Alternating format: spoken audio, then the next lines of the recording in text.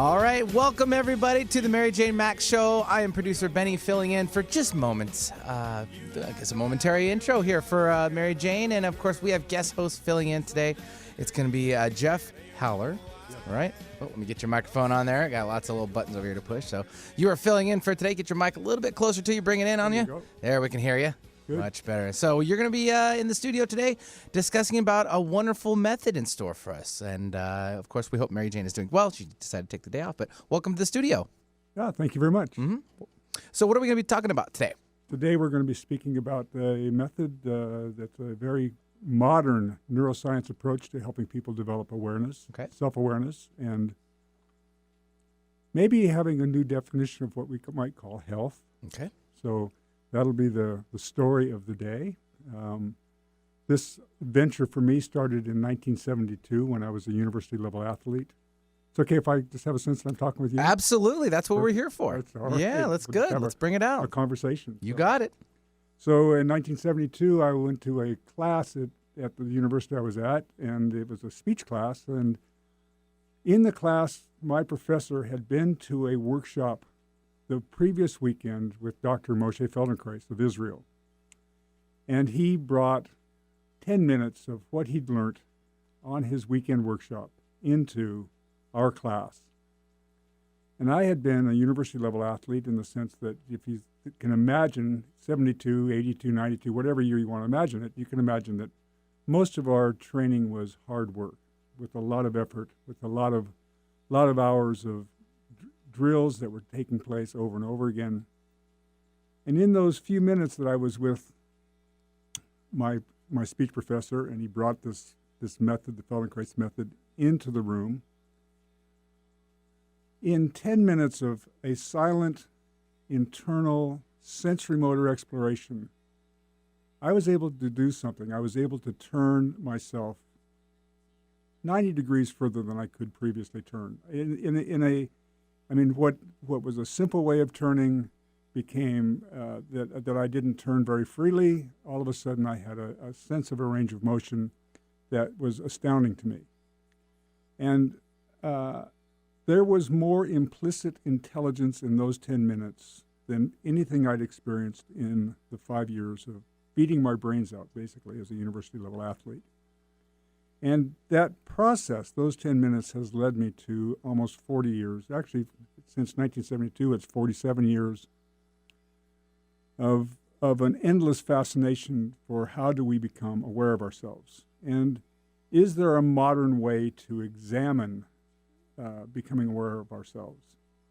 We have age-old practices.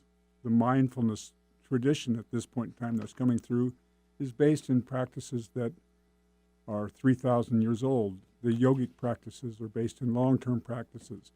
The processes of Tai Chi are long-term practices. So the basic practices that people use in order to give themselves a sense of internal freedom and an internal space, a sense of self-possession, a sense of wholeness, the study of Aikido, these different arts, they all come from a long legacy. And this work that I'm going to describe today actually came from a man who invented the work in this century. He started he was born in 1904 in Russia, and a long, long story, but eventually, as a result of his own injuries and as a result of his own personal experiences, he developed a way in which we could turn our attention into our own experience, and through that experience, actually begin to evolve a way into a more clear, more capable quality of life. Now, how does that happen and how does that work? I don't know. We'll try to talk about those things today, but I want to invite you for a moment into a question of, well, what is awareness? And from our point of view, awareness is a very, very interesting process. Awareness in many different traditions is considered to be an altered state, a state in which one is within a state of wholeness within which the world is somehow they're able to observe themselves but and not be of it. And that's a very, very, a very high level of functioning that people can aspire to and attain. People in the mindfulness traditions in the present day times with all the stuff that's coming from John Hopkins, the research that's coming out of Switzerland, people are using psychedelics again for the processes of helping them alleviate anxiety, for helping them recover from PTSD. And in every case, when you look at the research, you'll see very clearly that what takes place in a mindfulness process and what takes place in the traditional settings and the use of LSD, what takes place is that there's a radical change in a person's internal sense of dimension, internal sense of space, internal sense of the ego, the boundaries that they maintain dissolve. What's called the default mode network, which is basically the brain's way of maintaining our sense of ourself in the three-dimensional reality, and dissolves, and people oftentimes can enter into a space of wonder, a transcendental space. Now the question is how does that take place? Now, and is there a way that we can approach this these kinds of internal qualities that and what's important for that? Why is that important for us to be able to come to? When we let's just do a little experiment for a moment, and then we'll go into for what reason that we might want to do this. If I were to ask you, because awareness means something different to us. Awareness means knowing what you're doing. If you wake up in the morning, you orient yourself in your room, you become conscious. You orient yourself, you determine where you are in space. But consciousness means that you bring with you how you've identified yourself through your previous experience to yourself, and the way that you go about maintaining this default mode sense of yourself, this network that continues to provide you with the sense of your sense of identity. Awareness is something quite different than that. Awareness is another step. Awareness is knowing that you're conscious and knowing what you're doing. Take a moment and look around the room you're in, and how many lights are in the room? I'll take that one. Okay, I got my answer. So Benny's got his answer. Mm-hmm. And so Benny, what's your answer? Well, it would be 4 at this moment. Okay, it would be 4. So now Technically. So what did you Benny, what did you count? The actual light bulbs in the ceiling. I would differ with that. Okay. I would say you counted your own shifts of attention. Oh. Explain. Relative to the external world. Okay. Your eyes moved, your head moved. You organized your attention to move from one place to the next. And so internally, what you were actually counting were the shifts of attention that you made. Right. Interesting. I like that. Okay. How many? So if you went up a flight of stairs, what do you count? Do you count the stairs, or do you count the different movement? Most likely the stairs, or which floor I'm going to be on next, or what exactly. Yeah, but it depends on where your focus of attention is, isn't it? Right. But if we take it to another dimension, then our focus of attention becomes on what is our sensory motor experience. Okay. Right? Because ultimately, no matter how we look at it, we're always engaged in our sensory motor experience. Right. Our experience is always a matter of taking the elements of behavior, thinking, sensing, feeling, and moving into every moment, and engaging in the moment based on our acquired sense of who we are. Intriguing. And therefore, and when we take that acquired sense of who we are into the world, then we're bringing a sense of a habitual way of looking at life. Right? Now, how are you going to alter those habits?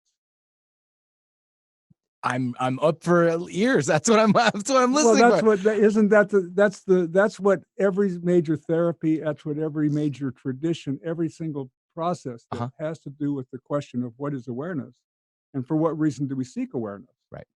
is asking us to engage in a process of attending to how we do what we do and how we do it in such a way that we can begin to enact ourselves in the world in a way that is more suitable to us rather than to simply living out our conditioning. Hmm. Just kind of like a reframing. A complete reframing, Yeah. a Interesting. sense of how do we refine a new sense of neurological variability?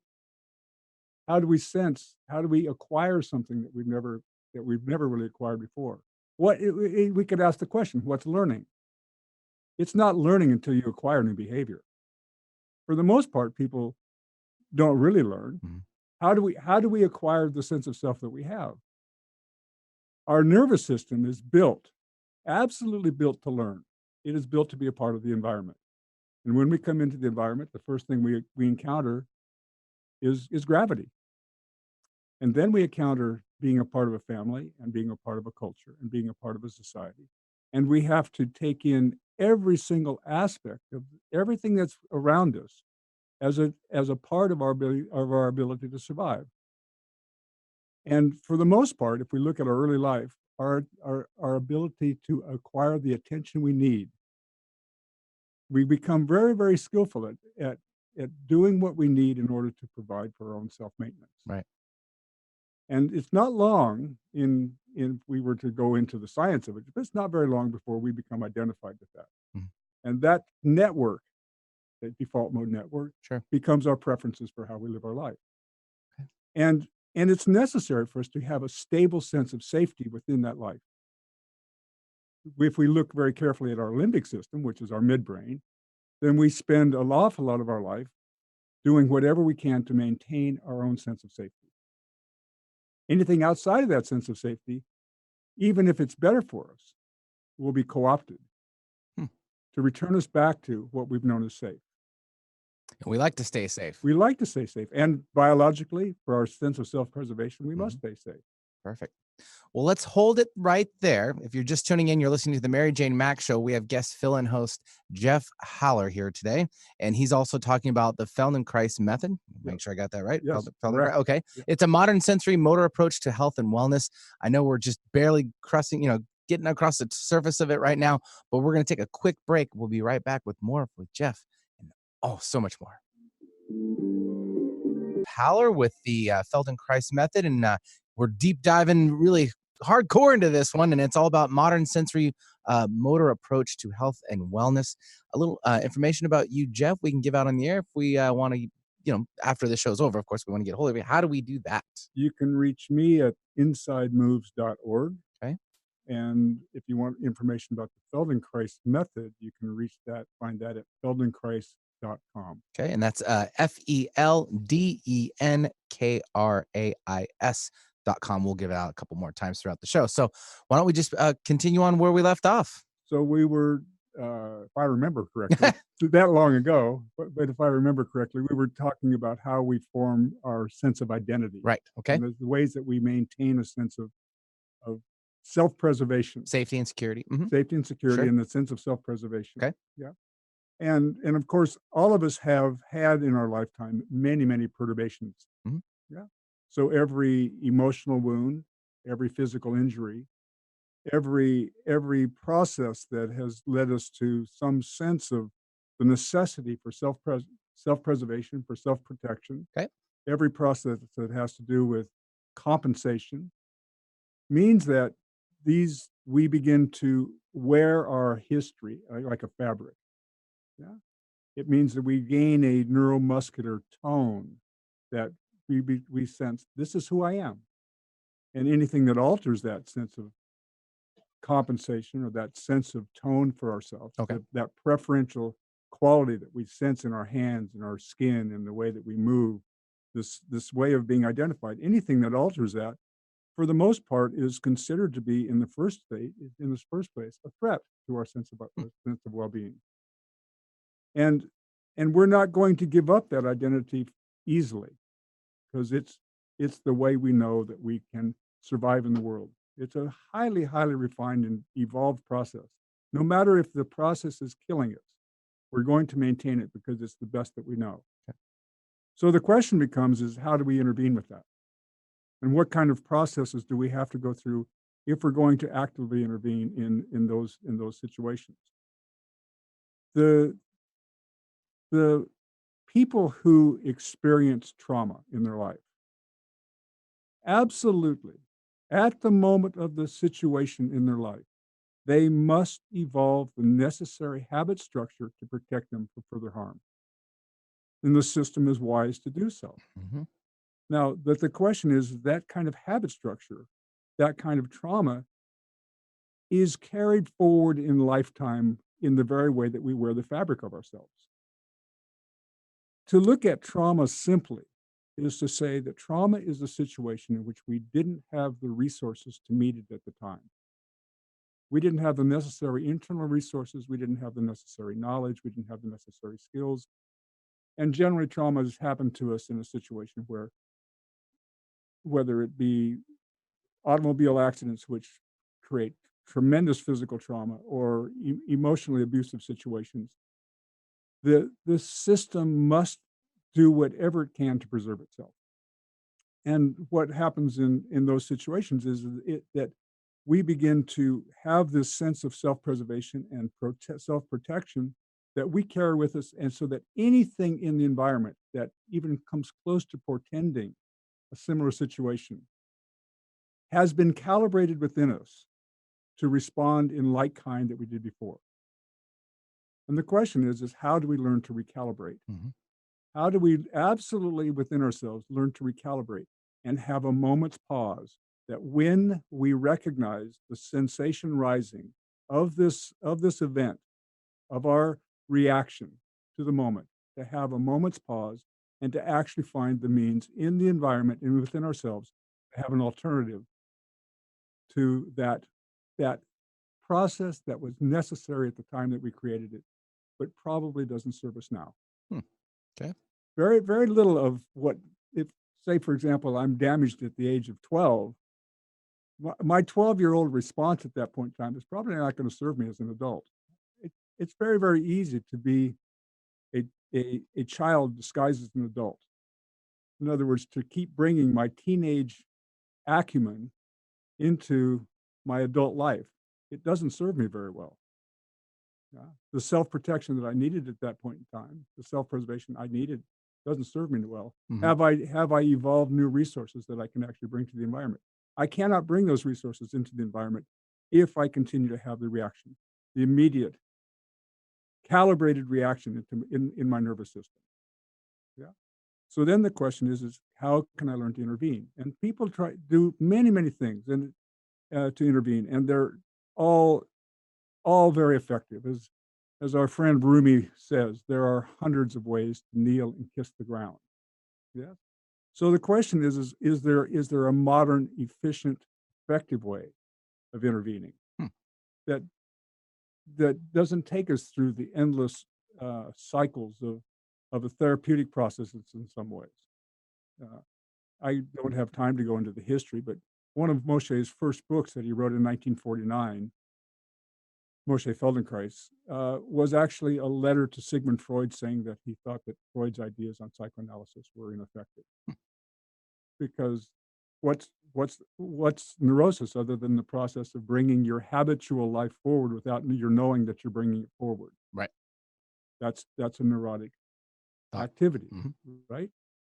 Not that I've ever done that before, right? And I continue to do so. But but Moshe said that our neurosis is hidden, as we've said, in our fabric, in our muscular activity. If we could change the muscular habit, the way that our brain forms its intentions to act and move, if we could actually enter into our system through experiencing sensory motor new possibilities, which is exactly how the human being works. We engage in life through sensation and movement. Without movement, you can't sense what you're doing. Without sensation, you can't refine and improve the way that you move. If you're bound by compulsion, you have very little option for movement. We could argue if it's actually life or not. Is a compulsive life life? If you only have one way of doing something, is it truly life? It's not life until you have choice, until you have some ability within yourself to discern what's taking place for you, and then be in a quiet place long enough, for a moment long enough, that you can actually create or be involved in some form of alternative action to the moment that fits the moment rather than bringing the habitual defense or protection forward. Right. Yeah. And that's hard work. Deep thoughts. Deep thoughts. Deep thoughts. And it's a different approach on like a deeper way of learning, obviously, right? Or experience around it. Profound way of learning. Okay, there we go. So we can sit, Mhm. we can go do therapy, we can do Tai Chi, we Mhm. can do the other arts that people use for composure and becoming really, really self-possessed, self-reliant for themselves. Or we can investigate by turning our attention inward through various there's two ways that Feldenkrais invented how to work with people. He works with people privately.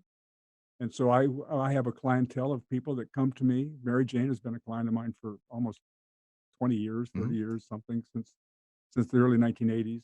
Yeah. So so the process of working individually or working in a group class process called awareness through movement. And awareness through movement is that's what I experienced in 1972, a moment of awareness through movement. It's this intriguing class process in which you're invited without demonstration. The teacher never demonstrates. Not like a Tai Chi class or a yoga class where you see the model in front of you, and whether you want it or not, you're going to try to produce what the teacher has produced, because our conditioning says we are okay if we can do what the model says. How can I eliminate that model and find from within myself a unique new answer to a question?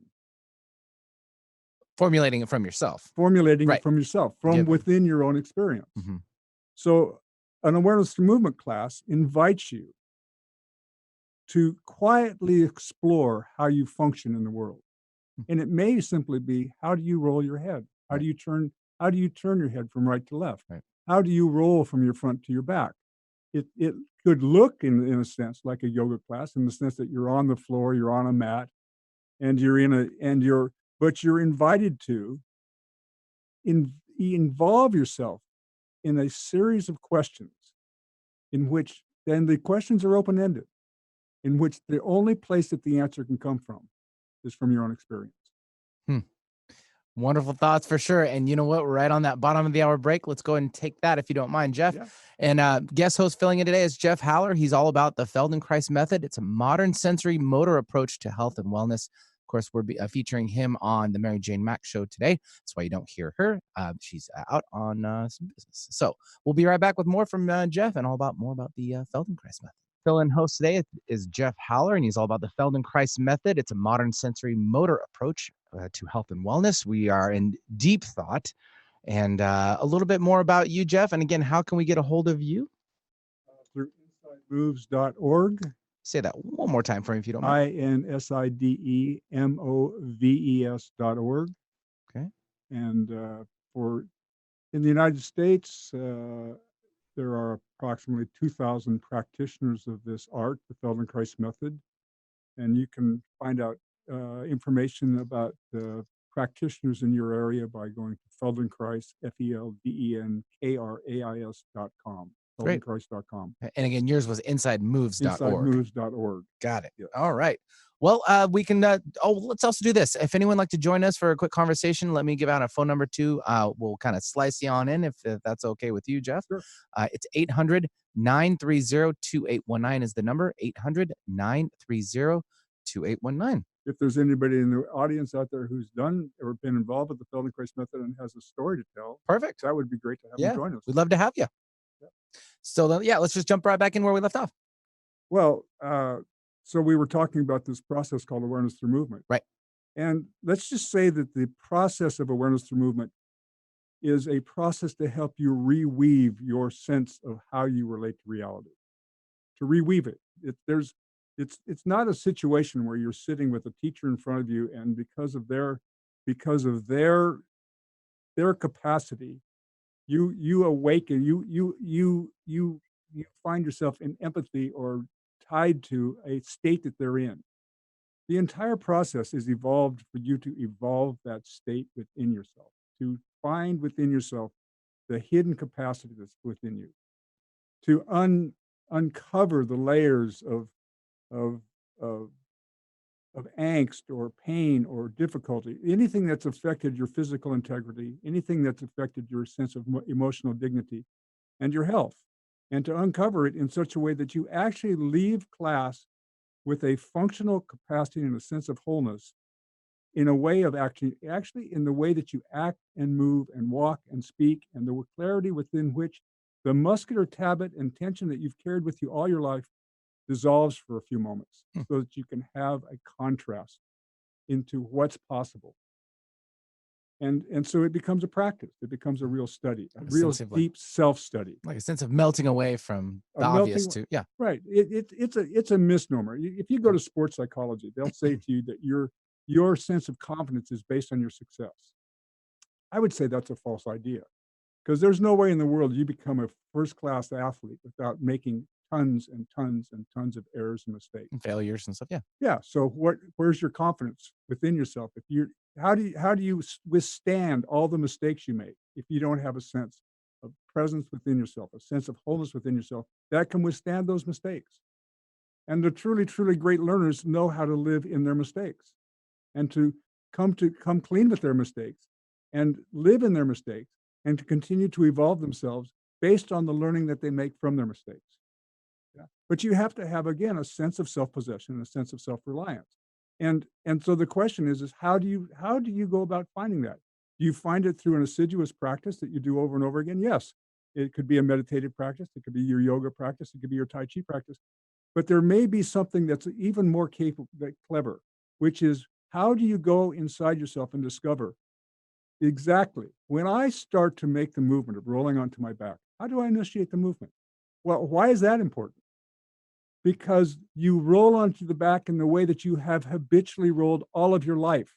And if you want to intervene in your habit and learn how to intervene in your habit, to actually learn how to catch the rising of a habit and the way that it forms within you, and then to catch it before it actually takes place and begin to develop within yourself through your own internal questions, what alternatives do I have to this habit in a guided session? As a practice for how do I take this into my daily life? No, I'm right there with you. Some It's an interesting question. intense thoughts. Yes. Yeah. So let's ask the question now. What is Okay. health? Right? Because we talk about health in all kinds of ways, but health, in one sense, could be said to be the ability to recover from the traumas and the difficulties we faced in our life. We would say that that's a person who's resilient. They recover, but that wouldn't be a true sense of health. A true sense of health would be to find for a person to uncover within themselves the potential that's always been there for them to live out their dreams, to develop the resources, to bring forward that spontaneous, creative creature within themselves, and to be able to bring that into life. That would be a healthy person. That would be a person who's resourceful. Yeah. That would be a person who could meet the uncertainty of our times with a particular kind of, of dignity, Right. a sense of Standard wholeness. goals looking forward to. Yeah. Right. Mhm. And that person would be able to make a distinction between whether they're driven by a necessity to achieve a sense of well-being from the outcomes they produce, as opposed to the quality that they experience within themselves. That's a contrast. Okay. We don't uncover a sense of we don't find happiness in the things that we produce. That's a fleeting moment. Happiness is uncovered because it's a natural state within us. It's hidden by our habits and it's hidden by our historic way of being engaged in ourselves. How do we uncover serenity, tranquility, calmness, peace? Yeah. Mhm. If I One of the things that happens when I start with my clients is one of the first things I ask them is, if you had a half hour to live, how would you most like to be? Now, other than the adrenaline addicts who would say, I want to be on the highest corners possible, jumping down into the ski chute, right? Most of them go into a place within themselves and they become reflective and they say, I would like to be with the people that I love. I would like to be in a moment of peace. I would like to have a sense of serenity. I would like to live in a world of tranquility. Yeah. If I have a half hour. Now, how do you uncover that? Now, if you're on the verge of dying, you're pretty well uncovered. Yeah. There's not much left. You don't, there's nothing that you have that will maintain your habit. And so it's relatively easy for people to find that quality within themselves. For us, for most of us who are so busy in our lives, how do we find a moment to uncover the historic, this uncover out of the historic tension that we've maintained in ourselves? How do you uncover that? And so Feldenkrais invented this. He invented awareness of movement and these private sessions of working with people. It's a hands-on approach in which, in every case, the person is not directed into what to find. Their potential is, they are directed in such a way that the environment helps them find the potential that's always been within them. So what is, I mean, again, the question is, what does that look like? If I have well, I mean, I could tell stories after stories. I mean, you know, if I have a person who's an athlete comes in with an absolutely destroyed knee, they've been an athlete for 30 years and their knee is absolutely destroyed. And they come in and they're in extreme agony and pain. And they want to be able to recover a sense of themselves that that they can live without having to undergo surgery. Now, I'm not saying anything about surgery. I'm saying that what's the potential for a person? If I can help the person find a way of supporting themselves in the field of gravity so that the forces pass through their skeleton in such a way that their support is clear enough that they feel safe. In many cases, the sense of pain will be reduced. Pain is a function. It's a brain function. It takes place in the brain, not at the site, in the brain, and it's generally there to protect people from further harm. So that they can actually, so that they don't continue to do what will hurt them.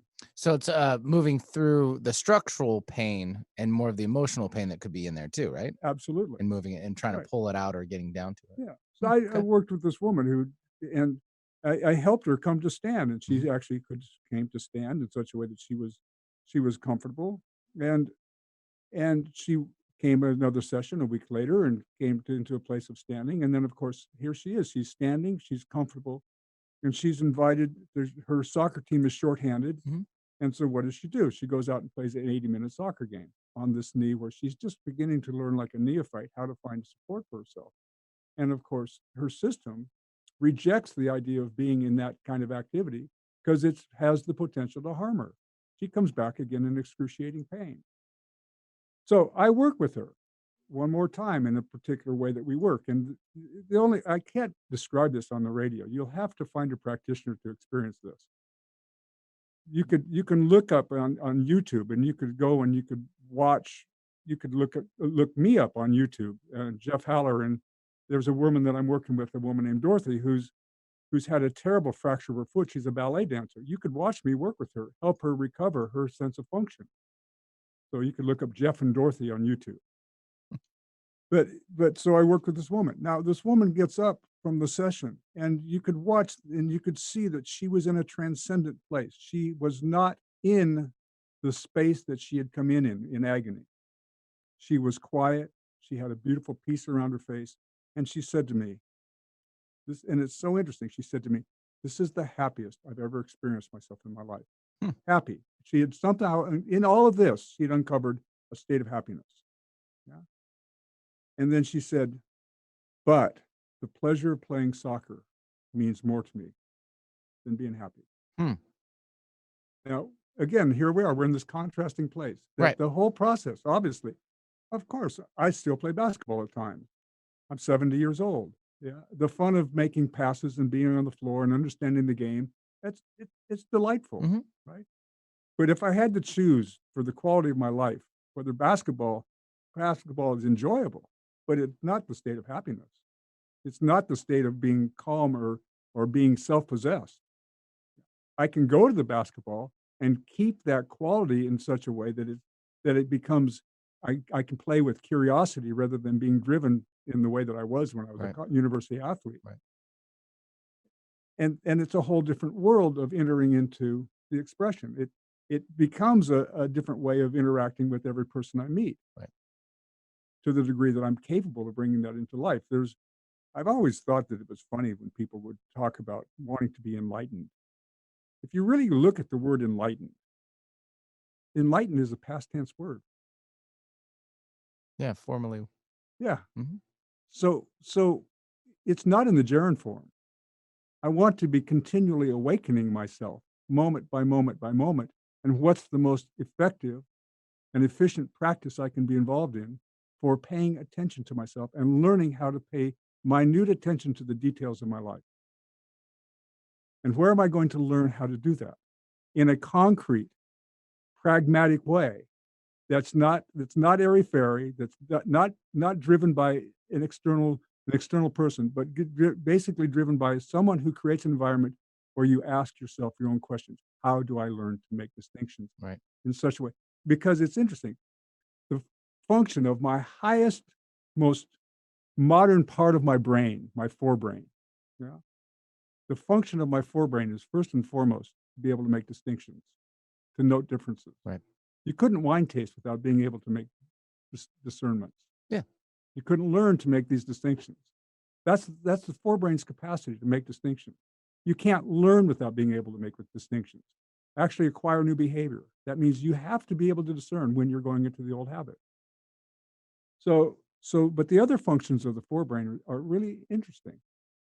It pursues novelty. It must be curious. Hmm.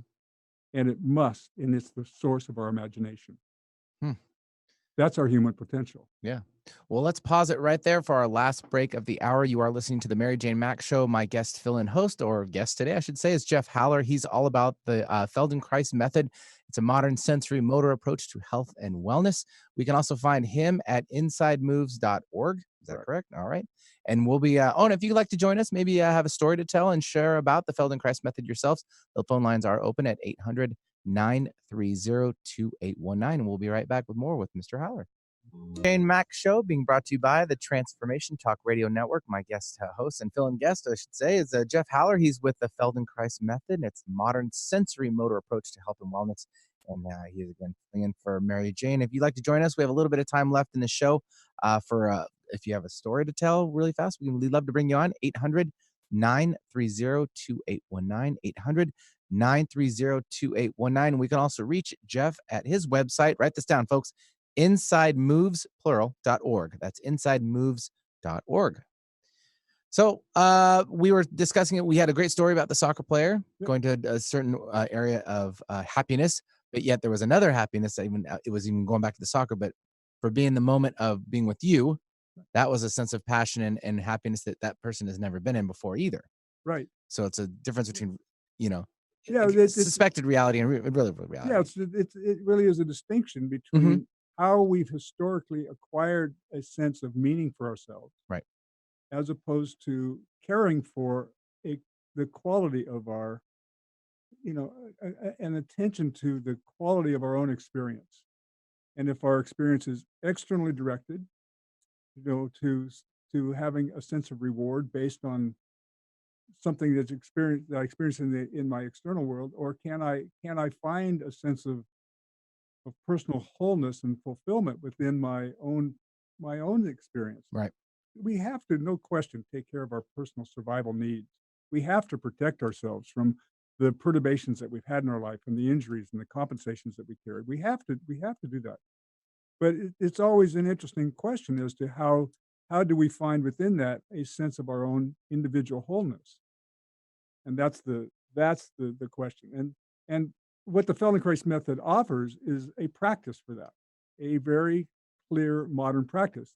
It's been invented. Moshe started inventing the work in the late 40s and early 50s. He brought the work to the United States originally in the early 70s. He's an Israeli man. I mean, he's no slouch. The man was the first in his class in electrical engineering in physics at the Sorbonne in Paris. He was trained directly by Jigoro Kano, the founder of judo. He took his understanding of physics and was an an avid reader. I was in his house. There were thousands of books on his shelf. If you went into his library and went into any book, every single book had notations in the margins. So you know that he'd read it. He was an avid reader and a thinker. He brought together four different traditions as a his Hasidic Jewish tradition from Russia, his deep lines of philosophy. He was an academic of the highest measure. He was in the laboratory with the Curies when they won their Nobel Prize in 1939, and he was a judo man. So he had profound injuries. And at the time that he had these injuries, he could not have had surgery. There was no surgery to take care of the needs he had. So he evolved for himself how to function in spite of his injuries through his own attention to what's possible. Now, as a physicist, he would be able to see what is the most efficient way for a person to move. The most efficient way for a person to move is to act, if you're standing, is to move in such a way that the forces pass directly through your skeleton. Mm-hmm. Anything other than that will require using your musculature extraneously in whatever reason for adaptation to keep you stable. Now, if you've had some kind of emotional wound, you don't open your chest and go, "Wow, that felt great. I can't wait to have another one of those." You don't go, "Yippee, great. That's the kind of life I want to have. Let's have some more of those wounds." Right? So what do we do to keep ourselves from experiencing pain? You certainly form a contractive quality within yourself. Right. And that's a narrowing of your life's capabilities.